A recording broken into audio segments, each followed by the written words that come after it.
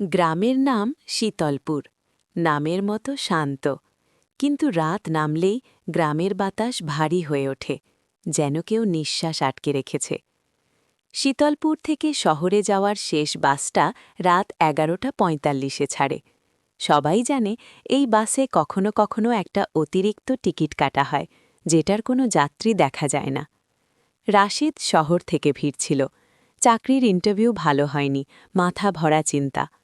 বাসে উঠে দেখে যাত্রী খুব কম, ড্রাইভার, হেল্পার আর 4 জন গ্রামবাসী। বাস ছাড়তেই হেল্পার গুনে গুনে টিকিট কাটল। হঠাৎ থেমে গিয়ে বলল, ভাই, একজন বেশি। ড্রাইভার রেগে গেল, কি বকছিস, আমি নিজে ওঠার সময় গুনছি। হেল্পার ফ্যাকাশে মুখে বলল, না ভাই, 6টা টিকিট কাটা হয়েছে, কিন্তু বসে আছে 5 জন।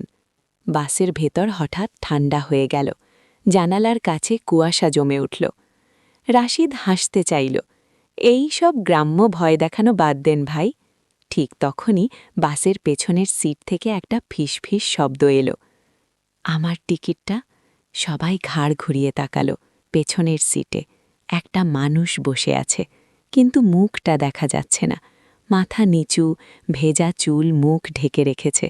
কাপড় থেকে পানি টপ টপ করে পড়ছে, অথচ বাইরে বৃষ্টি নেই। ড্রাইভার কাঁপা গলায় বলল, এই, তুমি কে? ধীরে ধীরে লোকটা মাথা তুলল। মুখ নেই, যেখানে চোখ মুখ থাকার কথা সেখানে শুধু কালো গহ্বর।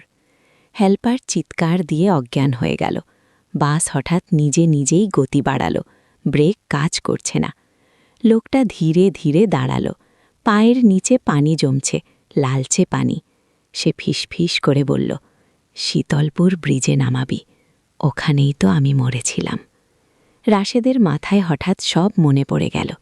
1 বছর আগে শীতলপুর ব্রিজে বাস দুর্ঘটনায় একজন মারা গিয়েছিল, তার লাশ পাওয়া যায়নি। সেই দিনও শেষ বাস ছিল।